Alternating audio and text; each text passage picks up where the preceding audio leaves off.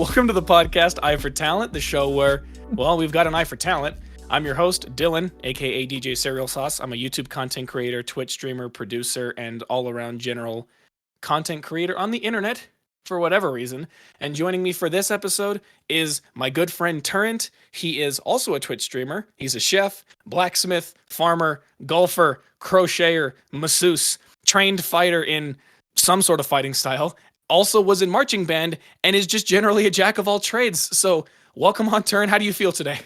I'm actually feeling pretty good. It's nice to be here. He says he's feeling good. He's lying. He right before this, he was like, "Man, I'm nervous as shit." I'm like, "Don't let the nervousness get to you. That they can hear it." My man, we just started. You already ratting me out. I see how it is. Dude, I'm gonna rat out everybody. The first episode that I did, the person that I was talking to, they were like, "Hey, I'm happy to be here," and like 4 times throughout the episode, I was like, "This person was like scared shitless to come on here for whatever reason." I shouldn't say for whatever reason. If somebody hasn't been on a podcast before, I don't expect them to just be comfortable being on one for the first time, especially with somebody that they like don't know in the same way that I know the people from the regular podcast that I do. So I totally get it. This isn't to rat you out. This is just to, if anything, well, okay, I'm ratting you out, but I'm ratting you out so that you feel comfortable knowing that you can make fun of people, and hopefully it will make this part more bearable for you. So that's fantastic. So I appreciate you coming on here. You again are a man of many, many, many talents. Some of which are a lot more obtuse than others, which is kind of perfect. But to kind of reel it in a little bit, we're basically just going to primarily be focusing on your chefness, as I would call it. So I've got a lot of questions lined up here, but before I just kind of drop the ball and just get it going, do you have anything for me? Um, First of all, how do you find people? I either take advantage of the fact that I am friends with talented people, or I take advantage of the fact, not take advantage, or I'll say take advantage of, but like in a positive way where I'm just trying to do good with the abilities that I have, or I'll take advantage of the fact that I have close relations with people who they and their community seem to like me. Okay. So I guess for a little bit of context, so some of the people that you will be seeing on these episodes for the future are people who I know only because of one specific person that I somehow ended up in a Twitch stream of theirs. And they don't stream to like a ton of people in the grand scheme of things, but it's certainly more than what I can do. And if I ever come into a Twitch stream and I really like the person that I'm watching, I will basically just make myself the jokester of the chat. I'll just be coming in and I'll just be saying weird quips and dumb shit, and just generally, I don't mean to like toot my own horn, but I think of all these streamers that I watch, these like smaller streamers, I probably make them laugh more than most of the other people in their chat at the time of me being in there. And so I'm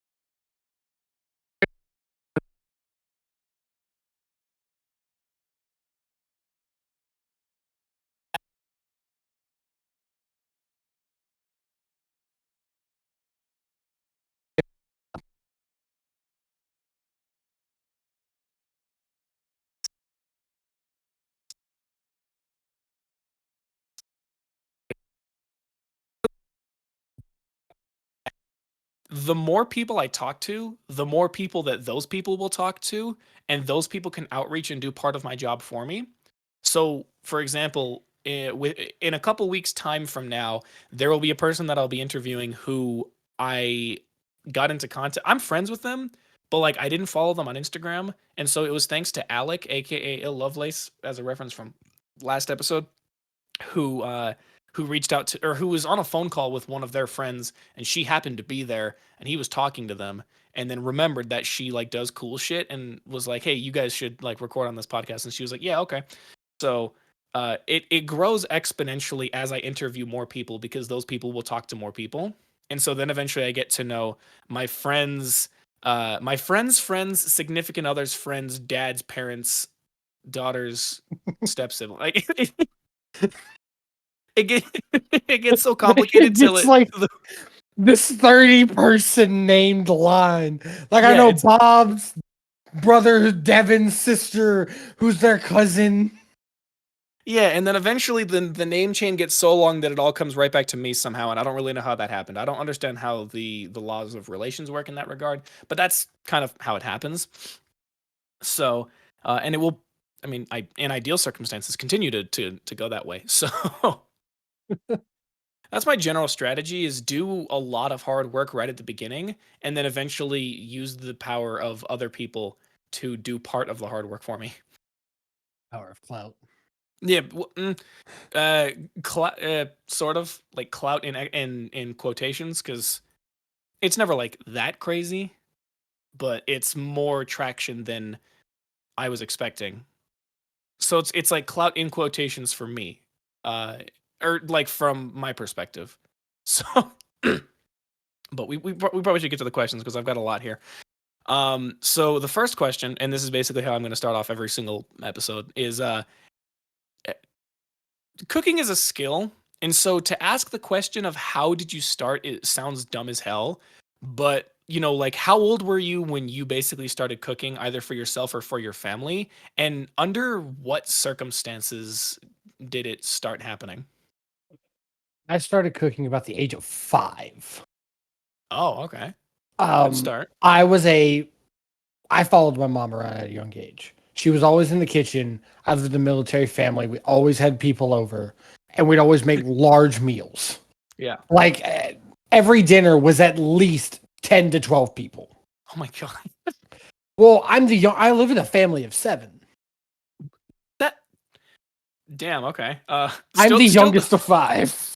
still does not match up to the family that my mom had to grow up in, a family of 11. God.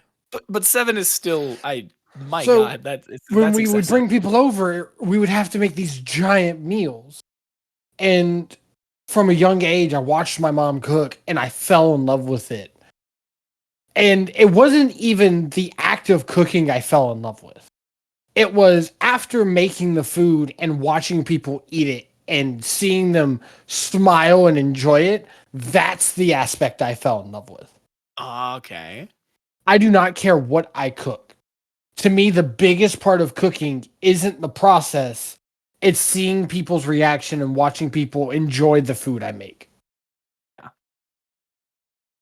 And that makes sense. It's kind of, I mean, anybody who has any kind of skill or talent that they are not self-conscious enough about to go out and actually tell people about and show it to them would reasonably be very, very happy to see somebody having a positive reaction to it. But I do really appreciate the fact of like, I just like making stuff that I know that people will have a positive reaction out of having, because obviously there are going to be people who cook because they have to, people who cook because it's therapeutic, people who cook because they want to experiment, 1,000 other different reasons, and then people who want to cook because they just want to see the people around them that they care about happy, knowing that they're being sustained by something that you made. Uh, so that's I love that. That makes me happy. Like as soon as you said watching people smile, I had like this big grin come across my face because I think it's like adorable. Adorable is a weird word to use for men in their 20s. I, I mean, not really, if you think about it, because on the inside, we're all kids. Yeah, you make a good point. Yeah. Everyone's got a little bit of a kid in them. My mom Yeah. is 45 years old and she's the biggest kid I know. Yeah. I mean my parents are, one of my parents is over 50 and one of them is pushing 50, and yeah, they still. Yeah, no, I respect that. That's good. Any reason to have any reason to get giddy about something that you're doing is probably worth doing, or is worth chasing after that reason. So that's great. Um, I guess this like kind of falls into line with the last question, which is like what influenced the way that you prepare stuff or the style in which you prepare it. Evidently, it was like a military family type thing, but I'm wondering like if the style of cooking that you do is based off of the style that your family would cook when you were younger, if it was a culture thing, or was it I like these things, so let me just make it because I'm good at it. Okay, so the weird thing is the answer to that, truthfully, is just yes. Okay, please elaborate. I grew up in Louisiana, major food central. Like a lot of my recipes come from my mother, my gam, my dad. That's where I learned all of my big things. Ironically enough, what made me want to branch out was anime and video games. I like Seeing where this is going. food in those things, where I went, I could try that. And then I'd go try it and end up decently well. I'm like, what if I tried this? Like one of my favorite things to date I've ever made that turned out decently well was jambalaya egg rolls. I I beg your pardon? Yes. I took chicken and sausage jambalaya, stuffed it inside of an egg roll, and it was one of the best things I had ever had. I just looked it up, and one, I love the fact that these are like that this is like canonized. Like there's like Food Network type recipes for all over the internet. But two, that sounds fire as hell. I got it. Uh, I'm gonna go learn this. Asian food is something I've always loved. Love it to death. I think the way they cook, the variety of flavors, they're not afraid to use anything. That's what I grew up in. I grew up eating squirrel stew, turtle soup, gumbo, jambalaya. If it had meat on its bones, you could turn it into something to eat. Yeah. Gator sausage. That's another big one. And I would see TV shows or I'd see a video game with something that looked like something. I'm go, that reminds me, what was that? I'd look it up, see it, and go, that's cool. I have this in my pantry. Let's take this and try and make this. Yeah. A lot of experimentation, it sounds like. Oh, very much so. Yeah, that's sweet. And That's sweet. I use my family as the best way to put it. I use my family as test subjects. If I had something random I wanted to try, I wouldn't even tell them I was making it. I would just make it and stick it in front of them. Yeah, just show up. You're like, hello. Well, every guy in my family has a large appetite, Yeah, fair enough. and we were raised with the phrase, "Don't knock it till."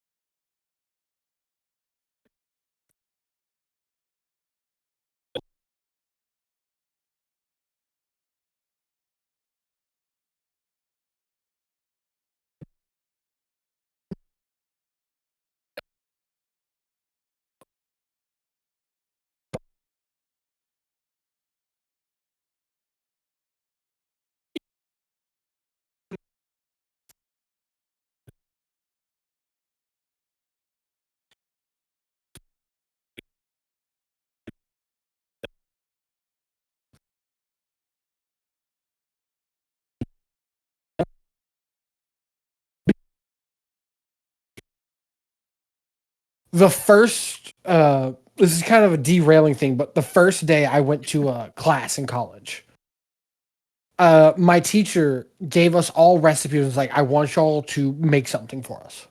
Okay. So he gave me this recipe, and it was 3 people groups. One of the people in my group left early, and the other one did nothing. Yeah, sounds about right. So I'm sitting here making this. I made sautéed carrots, and a honey glaze, and then I made oven baked chicken. I'm sitting here scrambling to get this chicken done on time. 5 minutes left before we're done. And I pull it out at the last second and put it in front of him because we were being graded on it. Yeah. And he went to the chicken, ripped open one, and the middle of it was still raw. God damn it. I Like, went to I'm the side of the devastated. classroom and had to stop myself from almost crying because there was no worse feeling than putting all of that effort in just for it to come up short. Just to go, shit, he can't eat that. Yeah, it's especially offensive knowing that, like, if you had just a little bit of something, a little bit of extra, like, time, a little bit of extra labor or something, it would have turned out at the very, very minimum serviceable, like edible. But it also serves as a reminder to go, I don't want this to happen again. Which is why I think everything through before I cook. I go, if I'm going to cook, here's the order that I do it in. Do I have everything ready? Because I don't want that to happen. I don't want to cook and then someone either not be able to eat it or not enjoy it. Yeah, so in turn, so you take a core idea of what you want to do. Like, so it sounds like you have the ability to take a core idea. You kind of do two things. You take a core idea, and on one hand, you say, okay, here's the things that I can do to make this with whatever I have, and then the other half of you is going, okay, now I have to make sure that the very basic processes of how I'm going to prepare this, how I'm going to chop everything, how I'm going to mix everything together comes out and happens in this order so that it's done in a timely manner, or so that I don't accidentally serve somebody raw chicken. Yeah, Yeah. that serving undercooked food is something that I always terrify of doing. Yeah, because that's no one wants And to get foodborne illness, and you do not you want to get be the over it cause of after someone getting it. over time. You eventually get over it because you're like, I can look at this, poke it, and go, that's fully cooked. Oh yeah, exactly. Especially at home. At home, I don't worry about the time restraint. At home, it's more of flavor, Yeah, it's the TLC, the tender love and care. my man. I guess to kind of get us back on track a little bit. What is something that you've pulled from a media? Like what's one of the best things that you've made that you've pulled from media, or like inspired from a media that you've consumed? Ooh, that's if I had to pick one, it would probably be homemade ramen. Ooh. Oh, dude, you got to talk to Peter about that cuz he is a fiend for that kind of thing. Ironically enough, it was after watching Naruto when I was younger and seeing him Yeah. always go to the ramen stand. The only ramen I had at that point was just instant ramen. Yeah. Throw it in the microwave, add a sauce packet. But I was like, I want to make homemade ramen. And I never actually went out and ate ramen until I was like 17 years old.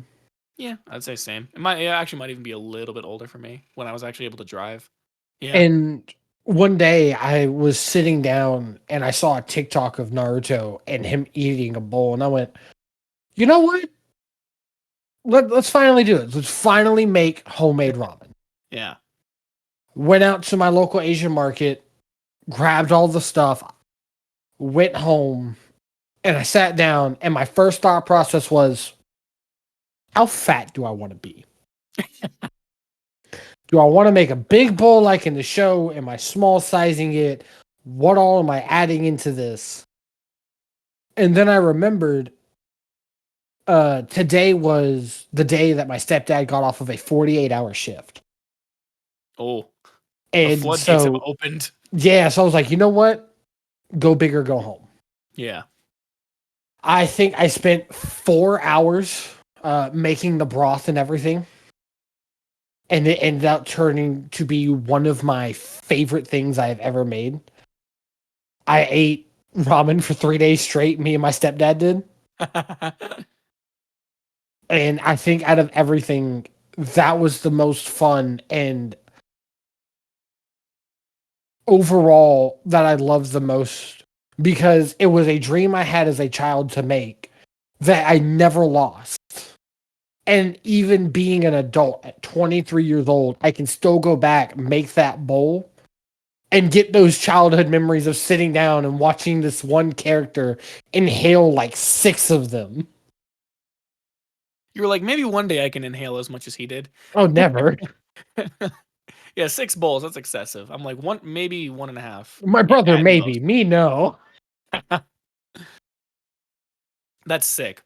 Uh, Sweet. Okay, so, um, I guess there's a slight chance that this might answer this next question, but if not, obviously continue to extrapolate.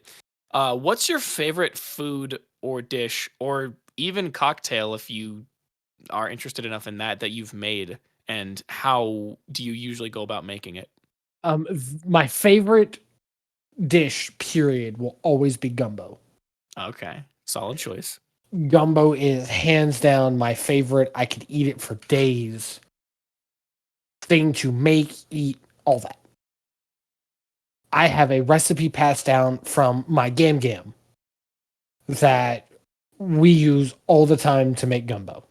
Now, our gumbo is made slightly weird. Most gumbos you see put like okra and shit in theirs. Nah, we throw boiled eggs.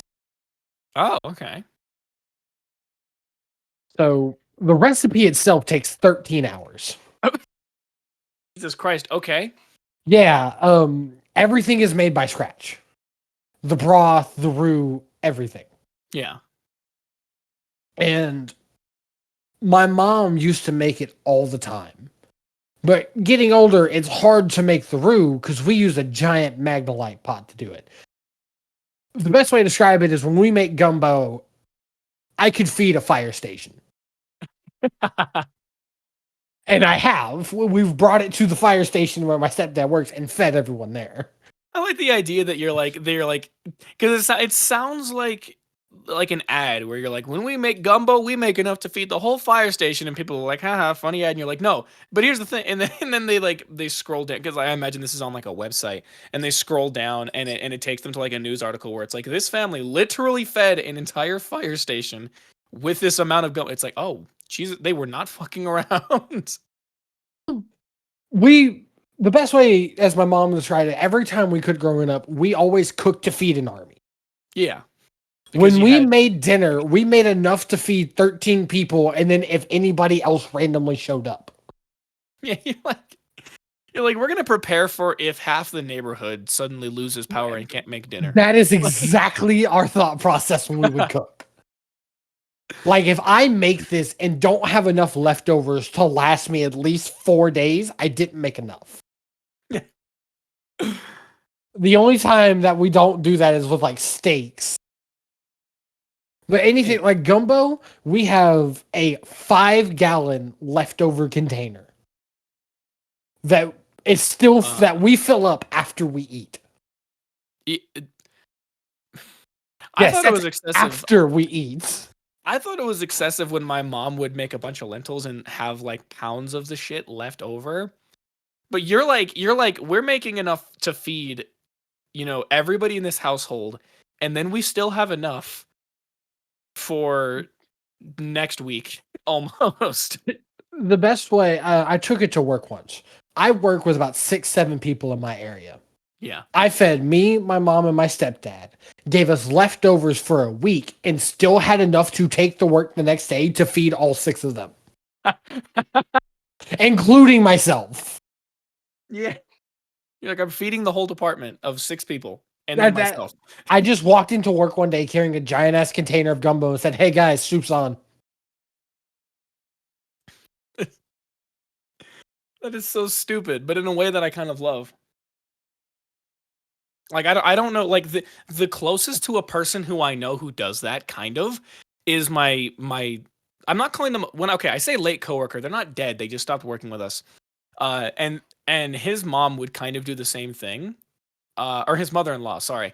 But where she would make baked goods for, I swear to God, like 5 or 6 people in the household, and then enough to bring so that almost everybody, not quite everybody in the office team at the place that I work at could also have some. And there are, let me think, 1, 2, 3, 4, 5, 6, 7, 8, 9, 10, 11, 12, 13. There are 14 people in my office. Yeah. And he would have enough for them.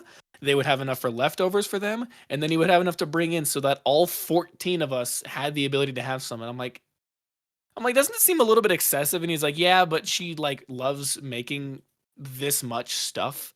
So like it's cool. I'm like, It all right, it shouts ties out. back. That ties back to what I said earlier about I don't love cooking. I love the smile that people get when they eat. I make enough so if somebody goes, "Hey, that looks good," I can go try some. And then they try some, and you're like, and they're like, I like it, and you're like, all right, here you can have some more. Yeah, Take with you.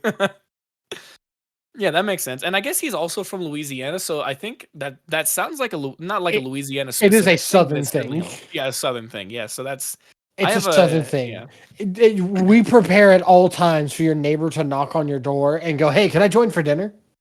Yeah, sure, fuck it. It's like, "Yeah, come on in. Did you bring a side?" Yeah.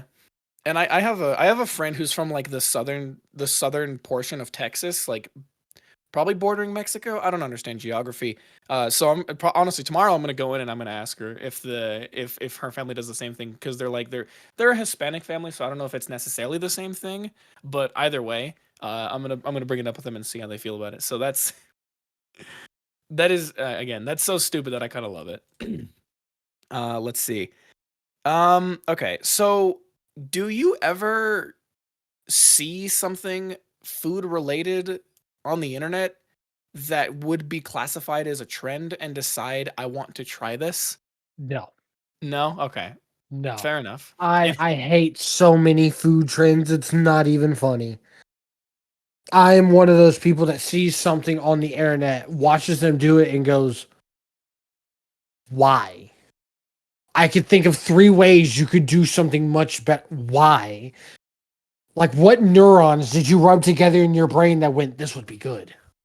There was the neurons that ran together in their brain was we can get a lot of money based off of shock value. So Like, honestly, yeah, there's been a like the couple that black I've seen burger that. buns and like the whole coal colored trend thing. I'm like, why? I don't want to eat a burger that has bread that looked like I threw it in a like Michelin star industry factory oven at 6,000 degrees for At two an hours. industrial forge. Like, I want the best way to describe it is I want a burger that when I take a bite out of it, I don't have to worry about that shit turning into a diamond. Yeah, no, that's fair. Like, So let me get this. So what do you like consider to be food trends? Because there's obviously stuff that you see on the internet that's food related, and you're like, that is trash. But in terms of a thing that like gets trendy and becomes popular, what do you consider to be like a so food trend per se? a food trend to me isn't wow factor. A food trend is going, hey, I have done this. What if I tried doing it with something else? Like one of my favorite types of food to make and watch people make is called fusion style. Ooh, Taking two yes, separate concepts and two different styles of food and putting them together. Like I brought up earlier, the jambalaya egg rolls. yes. I like taking two things and merging them together into something new and going, yo, that does sound good. Like another one that I made after that is I made gumbo ramen. Instead of using rice in it, you use it's pretty much like a gumbo. Yeah, it's just a gumbo, but you sub out the rice for the noodles. Or You a make it a little crawfish better. boil ramen. Oh, now that. I've done that before and it was one of the best things I ever did. And I love seeing people trying that. To me, it's not wow factor that I'm looking for when it comes to a food trend. It's something unique. I don't want to see, oh, well, that's just a burger, but the buns are black. Or, I made an omelet, but it's standing vertically. Like, no, The You don't get down with the omelet on the y-axis? no, I don't. That shit belongs on the x axis and don't move it. If you fuck with the if you fuck with the axis of my omelet, I'm finding you. I don't want a 90 degree. I don't want a 70 degree. I want a 0 degrees. The only thing degrees wise in that omelet should be the temperature. Yeah, exactly. All right, Oh, fair. Yeah, but I see what you're saying. Where it's like I don't want somebody to just make something for the sake of shock value. I want the wowness of something to come from the ingenuity of saying I took these two things that you wouldn't even associate. I took two foods from two cultures that are vastly different and combined them in like a good way as well. Because there's been some fusion food that I've seen on the internet and that I've heard from other podcasts that is just garbage. There's something called the sushi burrito, which this guy thought was going to be a burrito filled with sushi ingredients, and all it was a sushi roll, but they didn't cut it. are you, So it's just a tube of sushi. that's that moment where I go like, why? Why? This is sushi. This isn't a burrito. This is sushi. So I totally see what you're saying, and then there's obviously other food trends that I've heard of, um, or that I've seen like fusion related, Now, there's which some that just don't belong. well I've yeah, there's seen some people where it's who like they're tried stretching ice too cream far. on a hot dog, and I'm like, look, I'm fat, but not that fat. Let's tone it back a bit. There's fusion, and then there's cloudy with a chance of meatballs, like the thing that the mayor did, because Oh, that's exactly what the dude. mayor did in that movie. What was it? A hot dog wrapped in pizza, stuffed inside a turkey, and then everything covered in chocolate. Horrible. That's the verdict. It sucks. One of my favorite movies, by the way. Yeah, it's a funny movie. I like it. Uh, that's my favorite part. Okay, so I brought this up with you a little bit, obviously, right before we started. Um, People spend money on things that they can't justify sometimes, or sometimes they can justify. So from an outsider's perspective, what is something that you've spent a lot of money on that aids in your, you know, talent or your hobby that to others from an outsider's perspective would look excessive? My kitchen knife. Oh, how much did you spend on your kitchen? Actually, hold on, wait, before you do that. There is a company that I work with, and they sell kitchen knives. And I manage their account in our system and whatnot. And I imagine the kitchen knife that you have is probably more expensive than what they sell. But if I go onto their website right now, they have a bundle right here that contains two of these knives. This bundle contains two knives, and this shit is $300. I want you to take a guess at how expensive you think my main chef's knife is. Just my chef's knife.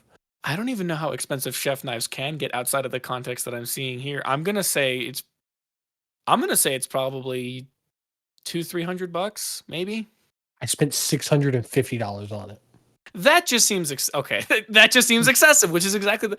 How do you find a chef's knife that's $650 and what is so good about it? So when you get a chef's knife, it's not only, do you want a good knife that lasts a while? It's your hobby. You love doing it. You want to get flashy. I like seeing people come in, look at my knife, and go, "Dude, that's cool." And then you tell them the price and go, "Dude, what the fuck?" That's not cool. But yeah, I've spent $650 on my chef's knife. Okay, so but you do recognize that deliberately it gets to a certain point where it's not about the function of it. It is about Yeah, there's a piece of it. you It's look, when you do it for a while, at first I always recommend get a decent chef's knife. Don't worry about looks. Get into just it. get one that's consistent and usable and can cut through. Exactly. You don't want to spend $700 on a hobby that you're not going to get into. Yeah. But then once you get into the hobby and you go, yo, I love this. That's when you go, you know what? I don't want to be no basic person. I want something cool. Like my knife handle is steampunk based. No, oh. Dude, after this, you gotta send me a picture of this because now I'm intrigued. And I have a friend who's super into steampunk stuff. And I'm gonna be like, hey, look at this knife. And she's gonna be like, oh, that's cool. I'm gonna be like, guess how much it is? I am a huge mech robot person. And so when I saw the knife, I was like, yes. I looked up the company, looked up what it was made out of, and I was like, $650? Worth it. Fuck it, dude. But knives are definitely something that can rack up a lot. There are bundles for full knife sets that can reach $500-600. Yeah, which I guess it makes sense. I mean, if you can get a knife for $650, you can certainly get a bunch of knives that are half that price, which when combined together would then end up at that amount. I know people who spent $300 on each knife that they have. Oh, and it would be like a standard kitchen assortment. So a chef's knife, like a Perry, A butcher's knife, knife, butcher fillet knife, knife, all cleaver, that. fillet, yeah, all that stuff. And I've known people who spent like $300-400 on each one of those. You're like, brother, did you have to take out a second mortgage to be able to afford those? Like, Oh, you never buy all of your knives at once. oh, absolutely not. No, That is that's the irresponsible. fastest way to go bankrupt. Yeah. Now, sometimes it's hard to resist the temptation because you just see it and you go, Gib, I want, give me. Give it to me. Now, lately, I've noticed there's a lot of knives, they're dropping down in price. I got my knife when I entered college. That was 4 years ago. And it was a much more expensive knife. Yeah, then you have to wonder how much it would how much it would cost now, and then how much the knives of now would cost back then, accounting for inflation specifically, regardless of just how much they're I am shown for market price and terrified whatnot. to go back and look at how much that knife is now because I'm going to go back, see it's cheaper, and then get pissed off. I know Well, yeah, 100% I will. Yeah, or what it's one of those things where it's like it might be cheaper now, but you have to wonder if it's technically more expensive because of how much the dollar is worth. That gets Now, into some stupid analytical shit that no one came here for. now, when it comes to chef's knives, it's also you don't get the same item, and then that's the only one you get. You eventually will buy a new one. Yeah. Now, I actually just recently, with my taxes, got me a brand new chef's knife because I'm me. So coming soon, it's about time I'm going to put that knife up, set it to the side, and begin using my new knife. And I am so excited for this thing to come in. This one isn't as bad. This one was only about 400. That's the only. I mean, that is like a quarter.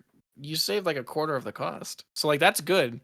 But I It's still one of those like when you say only, that's not what I think of. yeah, that's the that's like the offensive part. Like your knife costs more than my car payment. Like, are you fucking kidding me? But I the longer this goes on and the more people that answer this question, I feel like the more people are going to be upset hearing this because they're going to be like, you can just afford to spend $400 or $650 on a knife? Like, are you kidding me? To be fair, that's 4 years worth of saved up money. Yeah, 4 years worth of saved up money and 4 years of you consistently being able to take advantage of, like you're getting your money's worth for the amount of times you're using the damn thing. Oh yeah, I take care of my knife 100%. Every time I use it, take it off, clean it, sharpen it, make sure it's well kept. Yeah. Always. Which is exactly how you get it to last for 4 years. And then only then will you start to notice that it's like starting to fade a little bit, but you're like, it's still usable easily. Now, there are chefs out there who can say a knife lasts longer. Well, I have a short attention span. I see something cool and go, you know what? I want it. You're like, So, yeah, I'm. So for all you chefs who end up watching this podcast, yeah, I know only 4 years. Shut up. It's my money. It's like the normal chef would say, this knife should last you 10 years. All right, well, I'm bored and I want it to last 4. I'm getting a new one. They're like, what? That is exactly it. That's great. Okay, so in a similar vein to the chef's knife, I'm gonna exclude the chef's knife from this question. What are the 3 most essential tools that you think that any chef would need to get started outside of a chef's knife? Like that's a given. Okay, so we're not counting. Are you only counting like equipment wise or stuff you use in cooking overall? So are you asking me if I mean tools or if I mean ingredients? Yeah. Yeah, mainly tools, because ingredients, obviously, that's culture dependent. That's Um. dependent on the style that you want to make. So yeah, just tools and So equipment. without counting a chef's knife, a saute pan, your regular pan. Always recommend. It's so useful. There's so many different things you can do with a pan. Um. This one's going to be a little bit more weird. Tongs. Keeps your There's fingers nothing. safe. There's nothing I have cooked that I haven't found a way to use tongs with.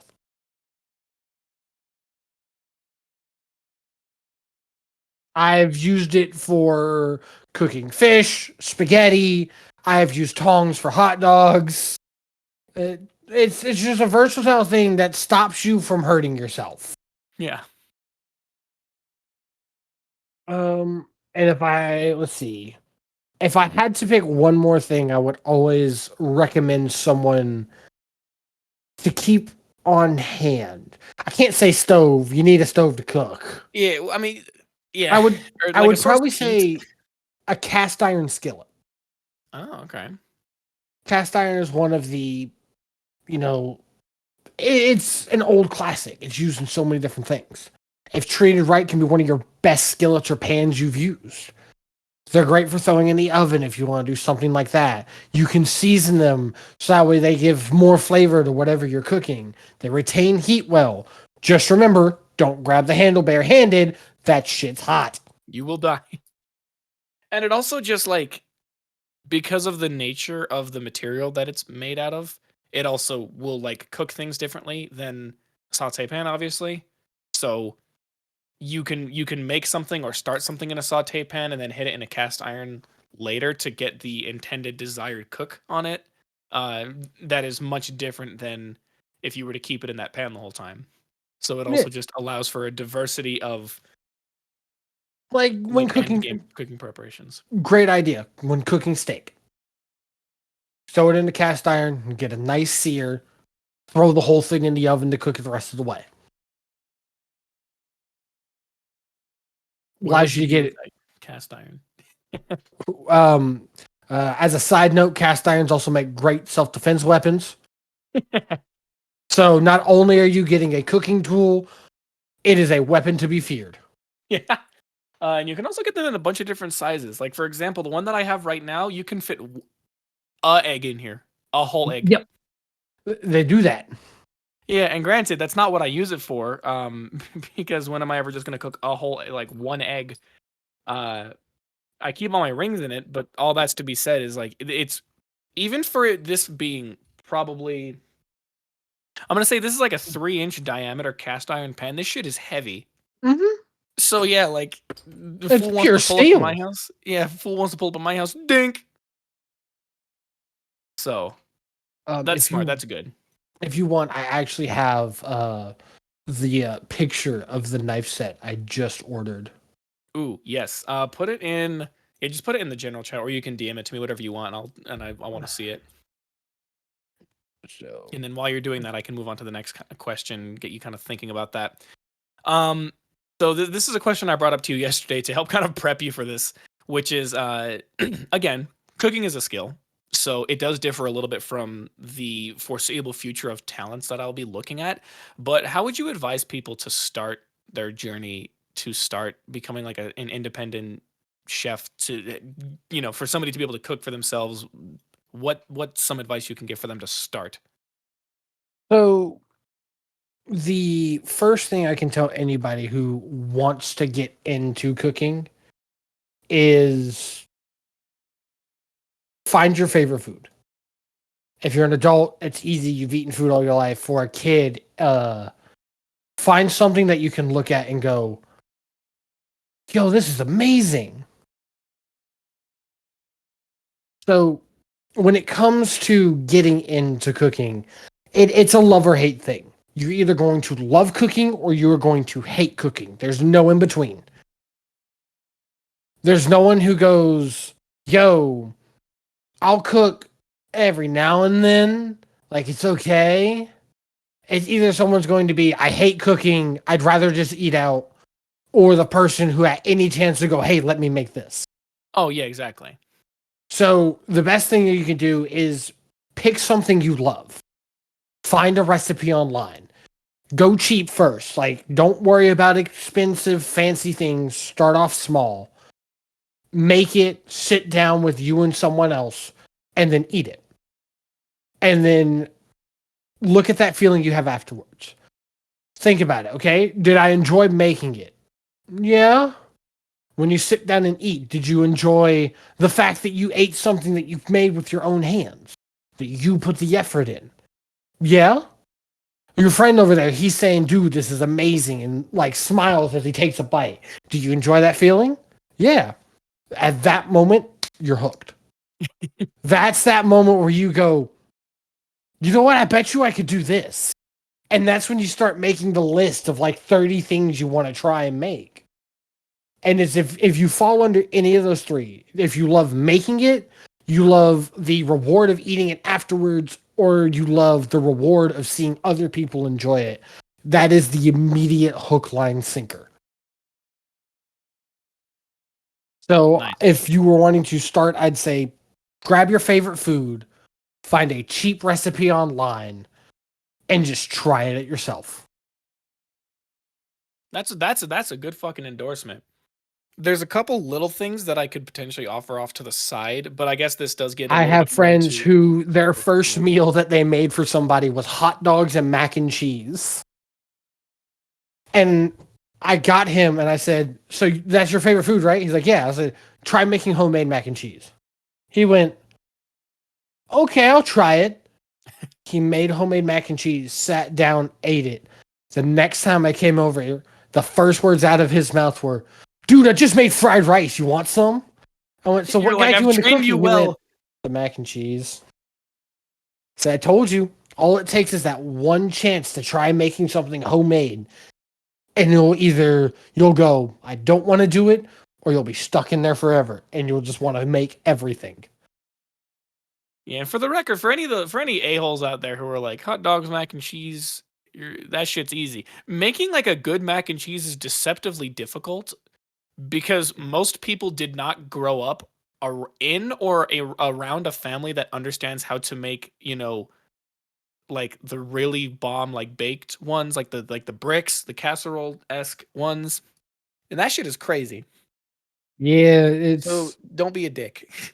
a lot of people when it comes to mac and cheese go, oh, it's just noodles and cheese. No, there's an art to mac and cheese.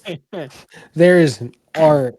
If you don't do it right, the cheese is too thick, and then it just becomes a block of hardened cholesterol and constipation. But if you don't do it right, it's just this gooey substance. It's getting that middle ground. Yeah, exactly. But there's some other side notes to the whole like find something that you like and just try your hands at making it and then figuring out how you feel after it's done. There's a couple little things that can go along with that, which is if you don't like how it was done, or if there was a part of the process that you didn't enjoy, but you enjoyed the majority of the process of making something, there is very likely an alternative way to do the thing that you don't like doing that you may Mhm. enjoy. It's very possible. So sometimes it's about being very critical and understanding like what parts of it did I not enjoy and then finding out is there a way to avoid having to do that piece or doing it in a different way in a way that I like. And then secondly, kind of antithetical to the whole question, but sometimes there's nothing wrong with relying on somebody else making something, even if it's like a corporation for the purposes of giving you inspiration to make something. So there was a podcast that I listened to, and somebody basically called in and asked them. They were like, "How do you guys feel about those online meal prep kits? Do you guys think that they make people lazy? Because my mom does." And they responded, and they were like, "No, I don't think it makes people lazy because if you wanted to be lazy, fast food exists everywhere, minus some Right. regional areas that don't seem to have them." But like the crazy thing about the meal kits is one, they make the cooking easy. Two, they expose you to better versions of things that you may already enjoy. And 3, they expose you to things that you didn't even know existed. And if you like that, then you can repeat the process that Turrent went through of making something, deciding how you feel about it after it's done, and then going from there.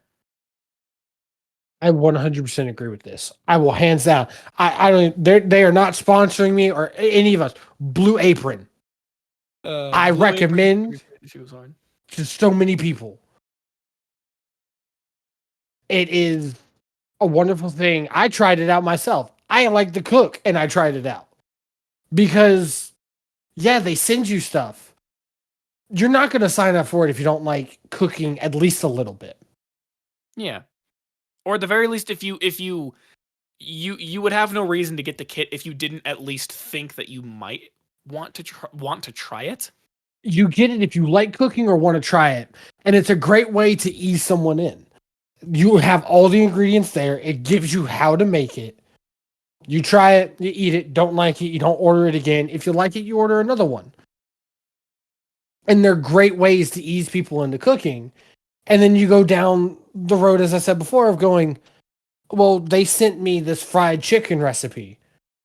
What if I tried doing it like this? Exactly. And then it just goes down the road. I will never hate on the people who send meal prep ideas and things like that. They are amazing. And I think it's a great way to get introduced to cooking if you haven't got into it, or even if you're by yourself. And it's a great way to try new things. So yeah, shouts out Blue Apron and shouts out Every Plate. They sponsored a streamer that I do really like watching. They're not, like Turn said, none of them are sponsoring this podcast, but shouts out to both of those specifically because they do good work, and a lot of them are getting very customizable for, basically being able to curate the experience that you want that can help you figure out like a couple of the meal kits basically are like, do you like chopping? Do you not like chopping? Do you like these aspects? Do you not like these aspects? And it will kind of help you. Uh, it will kind of work around those as a result as well. So yeah, they're fantastic. And it's a great way to show you new different styles of cooking too. And showing you things you could use that you would never think of. Yeah. So that's great. Shouts out both of them. You there was a situation you brought up earlier when you were talking about the ramen that you were making, where you were like, I have all of these things now. I just have to figure out how to arrange them and actually make them into like a cohesive meal. Mm-hmm. Uh, have you ever run into a situation where you had a bunch of ingredients that maybe even were just in your own pantry already, and you didn't really know what to create?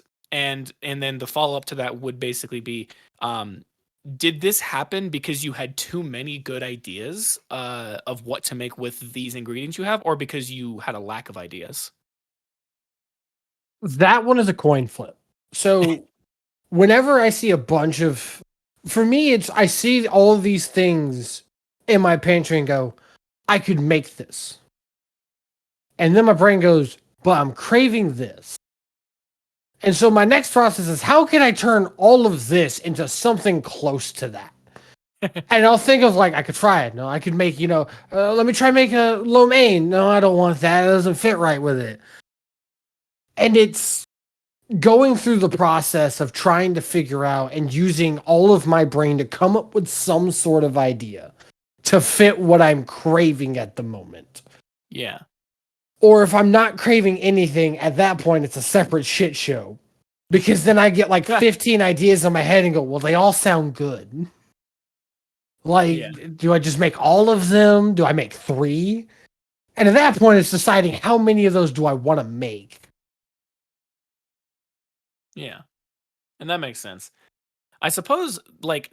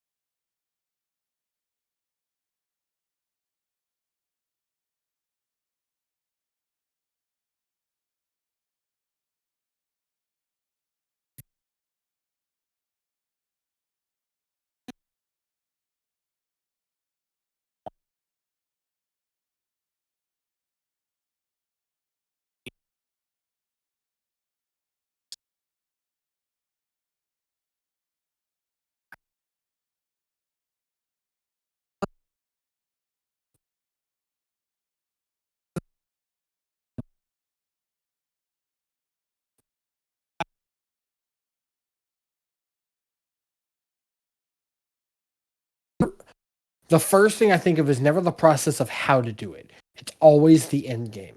Yeah, okay. That makes sense. The first phrase I think when I wake up isn't what do I have to do today?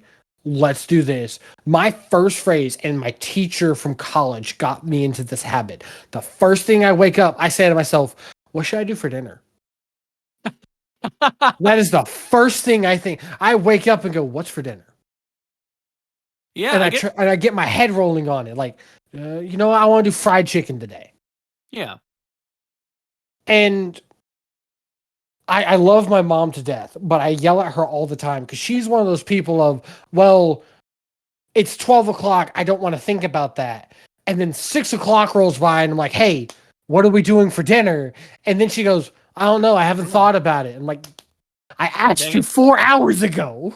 Yeah, exactly. Or like, and in a weird, not even in a weird way, in a way that that's like a really good way to think about it because of the fact that it just gives you plenty of time. But on top of that, it also allows you to make sure that you don't. If you're thinking about dinner first when you wake up, you will kind of proactively recognize what you have in the house or what resources you have to make the thing. Mm-hmm. And then you can properly plan around it, whether that means going to the grocery store or whether that's, I need to set this thing up so that it's ready by the time I need it in 9 hours when I have to start making this dish. So that Yeah. yeah, that's a good way to think about a lot of things. Obviously people's brains work differently, but I can see the very inherent advantages to that and I respect it. No matter what side thing I do, it's the thought process I have. Because if I get caught up on, well, I have all of this. If I did it this way, I could make this. Or if I did it this way, I could make this. My brain would get sidetracked of every possible thing I could do with it. Yeah. But by going, like, you brought up blacksmithing. If I go, I want to make a 9-inch butcher's knife with a full through 10. I have my end game. Now, instead of going through all the ways I could make that or all the different things I could come out because I have a bar of steel, I'll go, here's my end game. How do I get there? Yeah, it's basically like rather than trying to think of the 50 billion options you can make with whatever you have, it's instead honing in on what you want and then saying, okay, now do I have all of the pieces to do it? And Yeah. then going and doing it. So that yeah, that's I'd side note, rather, biggest flex ever. Next time we come around to the topic of cooking, you should be like, all right, so the chef's knife that I use, I made myself. I would love to if I had a forge. I would love to. Get this man a forge. You know how expensive those shits are? No, I don't. Like a couple grand. Okay, yeah, no one's got that kind of money. All right, never mind. Don't get this man a forge. And then I gotta find the space to put the shit. Yeah, no, you're right. I would love to make my own, but back to the topic, I will sidetrack myself if I don't. So my thought process is by giving myself an end goal, I am forcing myself down a singular path to get to that end goal. Instead of sidetracking myself with going, I have so many paths to choose from, where do I want to go? Instead of saying if I want to go east, I have so many different places I could go. I live here, I want to go to Texas. How do I get there? yeah, I want to go to a Bucky's gas station in Texas. How do I get there? You take this road onto this interstate, and then you end up there, and then what? You can get like breakfast tacos at the Bucky's gas Dude, you stations in can get Texas. everything, man. All I have to do is head down that way, hit the highway until I hit 18 and go all the way, and there's a Bucky's right down there. Shouts out the Yeah, Bucky's you in can Texas. I've get never beef. been there, but I've heard of them. Oh my god! If you go to the south, you gotta go to Bucky's. You gotta go to Bucky's. Oh yeah, no, absolutely. I've heard a lot of good things about them, so I might one day. Um, okay, this question is in regards to education, and it's kind of a loaded question. So it's a couple different questions in one, basically. So, do you think having a formal education, like say going to like oh god, is it considered? Going to college or school for it or something like that. Yeah, like culinary school is the word I'm thinking of. Like, Okay. do you think culinary school would be an important thing? do you have any professional education in culinary school or something of equivalent value? And if you do, has that had any kind of impact on the way that you cook now, or the No, processes you use or anything? No. no. Education is stupid. You know what the first sentence my teacher said to me when I entered college? Oh boy. You do not need this to do this job. Oh yeah. My teacher looked at us right then, first day, and said, if you have a job in a kitchen and can go somewhere, quit school, go to work. You will get so much more experience and knowledge actually working than you will in class. All classes do in culinary is teach you the special terms, julienne, diced chop, saute. It teaches you all that. Yeah, it teaches you all of like the professional Some of the uh, best chefs in the world never went to detail. school. Yeah. And some of the best chefs who hire in restaurants refuse to hire people from culinary schools because they're like, you are just learning stuff that has nothing to do with the way that, like, none of the Well, important aspects so of many cooking. people, so many people nowadays see a college degree and go, "I'm the best of the best." If I had a restaurant and I could choose between a man who's been cooking for 7 years or a guy who has his master's, almost a doctorate in culinary arts, I'd pick the guy with that degree. Yeah. Because you don't learn what flavors go well together in college. You don't learn special ways of cooking or techniques that people have learned from families by going to college. All it does is teach you three things: how to cut your vegetables correctly, how to make a mise en place as they do formally, and how to do everything time crunched. You can Yeah. learn time crunch by working in a kitchen. You learn your mise en place over time because everybody has their own way of making it. And you learn your carrots after making food. You learn how to chop it how you want it. Everybody is different when it comes to cooking. No one cooks the same. All culinary school does is teach you the fancy words and techniques. You could go to a restaurant, meet Jilly Bob, who's been doing it for 14 years, and I would love to spend a week under him for the same price I went to college for. Yeah. It's a much it's like a much more real experience. Like, yeah, I'm gonna use the word real. It's a much more real experience in that regard. You learn so much more. Yeah. Every week, my teacher would always remind us and ask us, "Hey, did you find a job in culinary?" Yeah. Why aren't you there? Because I had class. Fuck class. You could skip today. Go to work. Fuck class. He would literally have you have 3 days a semester where you called and said, "I have to work." You were excused for free and got 100 for the day. Because he would rather you be at work learning actual knowledge and tastes than be at school so he could look at you for 2 hours on how to cut a carrot. That is Professor's been in 2 hours on how to cut a carrot. You've failed it. You've failed your job. You need to be fired. well, no, because that's what they want him to do. That's the shit that they actually. The first 3 weeks of culinary school is he hands you a little thing that shows you julienne, here I am saying I went to college, can't even remember the names of the fucking shit that they teach you. Brunoise is the only carrot cut that I remember. Yeah, There's Brunoise, like julienne, dozens of other things. sun diced, things like that. Yeah, but that right And there, like you didn't even remember like most of them. So that's yeah, proof that it doesn't matter. it doesn't. Yeah, and the only time that that matters is if you're working at a very technical kitchen where they're very specific on those kinds of things, and you're not. It's not. That's not Yeah. happening. Even That's a then, totally different eh, echelon. even then, he will look at you and go, rather go there and learn because over time, doing it as long because they'll make you get it right, it will become muscle memory. Oh yeah, yeah, no, exactly. Yeah, that makes sense. So, all right, you are now the next. You are now the next person who is on my side of college is a scam. So that's I'm happy. Yeah, hold on now. It depends on what you go into college for. College is a Don't throw me in that group just yet. No, I always say college is a scam and tell somebody actually is me, which then they will bring up like, what about doctors? And I'm like, that's like the one exception. Like astrophysicists, nuclear, like nuclear engineer, or like whatever their like official title is, My my doctor, like all those. It's like that's yes, get a college education for those, but it's like everything else, like Here's my counter to people who say you should go to culinary school. You're like, you should If try that my gumbo, dickhead. is like, no, if people say you should go to college for culinary arts, then why do they teach it in high school? They try, but they don't do a good job. Well, I don't know how other schools did it. And my school was the lowest funded in the. My school is the lowest funded in the. My high school is the lowest funded high school in the district. So that's my bias. All around the world, if culinary arts is something you need to go to college for, why do they teach it in middle school and high school? Because you don't. You don't need a college degree to do cooking. You just need a passion for it.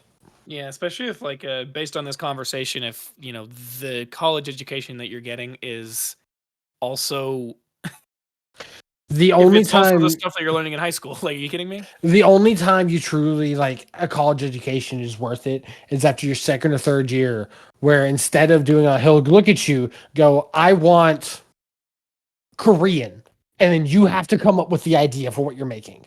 Oh yeah, exactly. And that's cool. Like once you reach that point, yeah, that sparks your creativity. But go to a Rather restaurant than and eat having to Korean sit food. there for 2 fucking years and spend $100,000 or whatever. You could In go to a like restaurant and eat Korean food and get the same inspiration. yeah, or just go find a restaurant, say, let me wash dishes or do whatever job you have, and then That is a perfect fucking example. yeah, I stole the example from people who That was have a successful career who didn't go to college in that my regard. first job in the kitchen was doing dishes. Yeah, And I my first eventually job in became a was doing line dishes. cook. And then I eventually started working the flat tops. I got to the point where I did everything. I even expedited. Do you know what that is? Not a clue.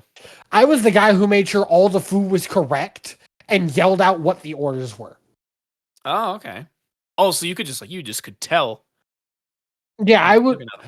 Well, I worked in a very small kitchen. It was a family-owned restaurant. I'll shout out right here. It's the O5 South Carolina. Great fucking place. Shouts They out have O'Flynn. tried shit I've never thought of. You ever heard of tuna nachos?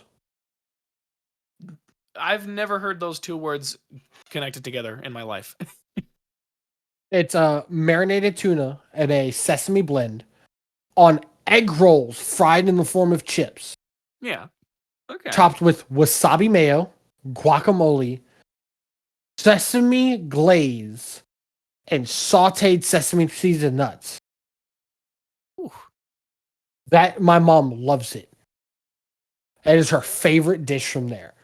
And I learned how to make bacon jam from them.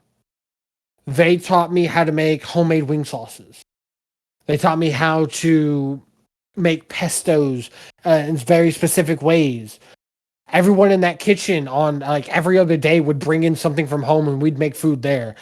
We made hot dog, tater tot, and chili casserole one day because we were all hungry at work. If I went to that restaurant now or tomorrow and they had food in the back, I could peek my head in the back, look and go, "What's up, guys? What y'all make?"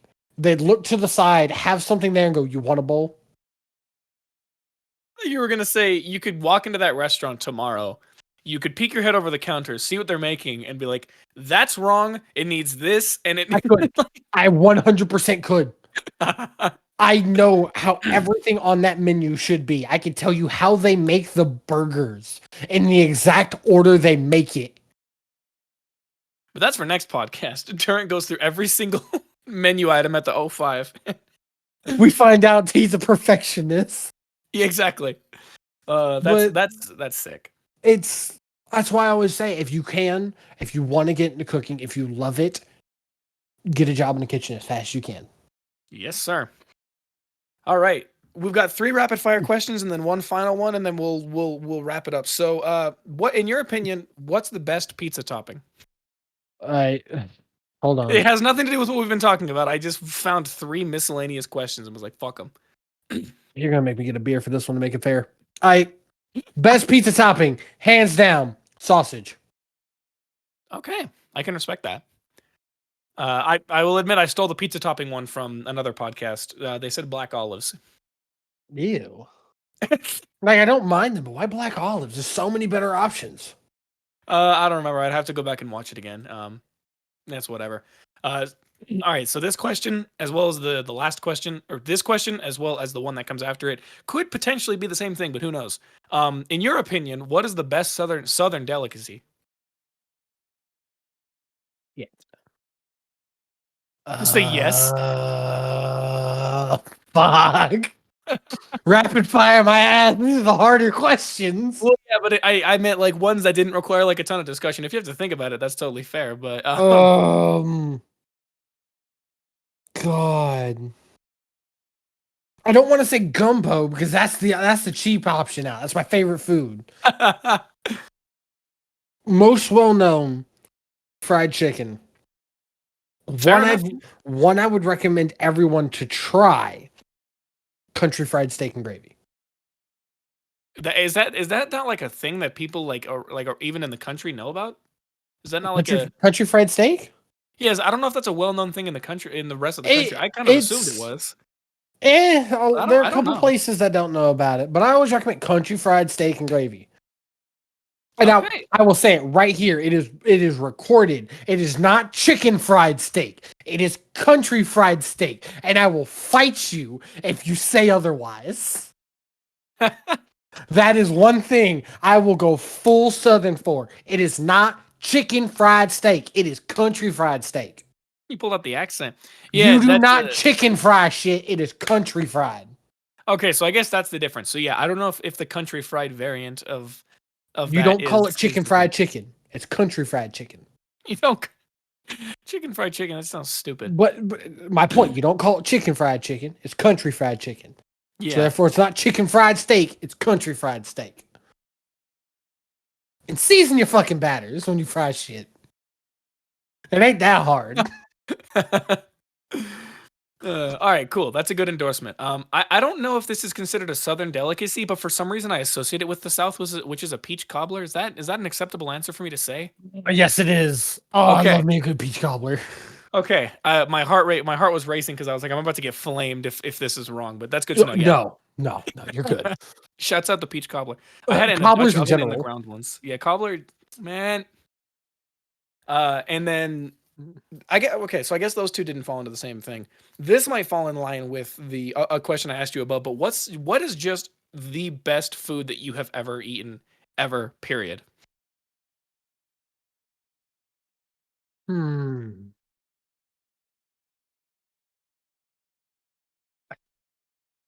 This is sentimental. It would be the first time I had my Gam Gams gumbo.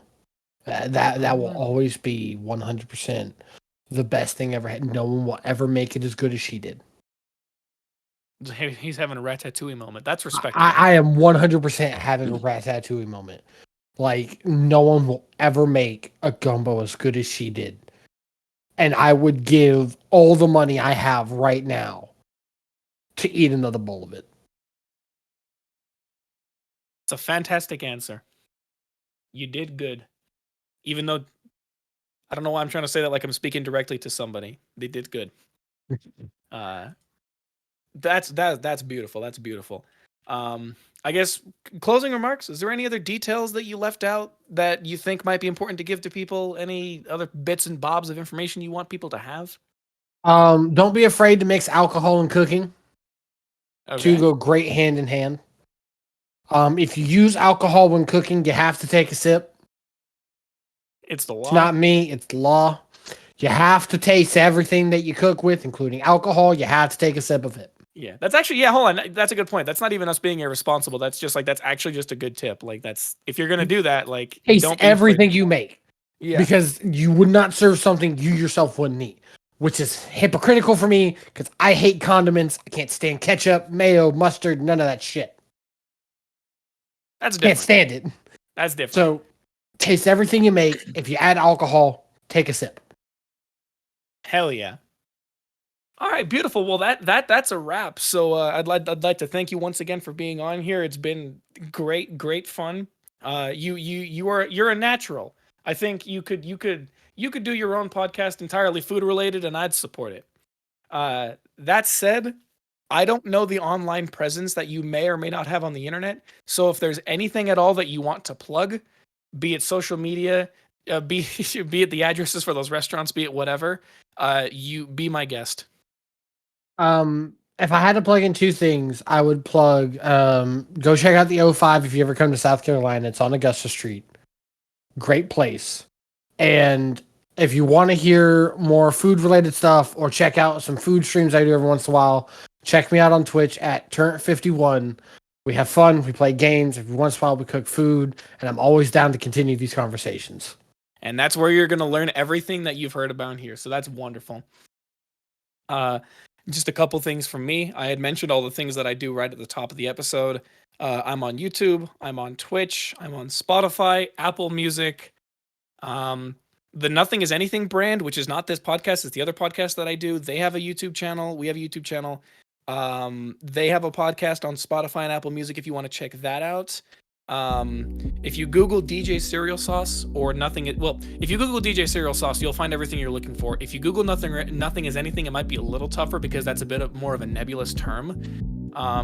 But yeah, that's where you can find everything. And I have one thought right now, and it's I'm hungry. Talking about food this entire time has made me hungry. Yeah, everybody go get some country fried steak.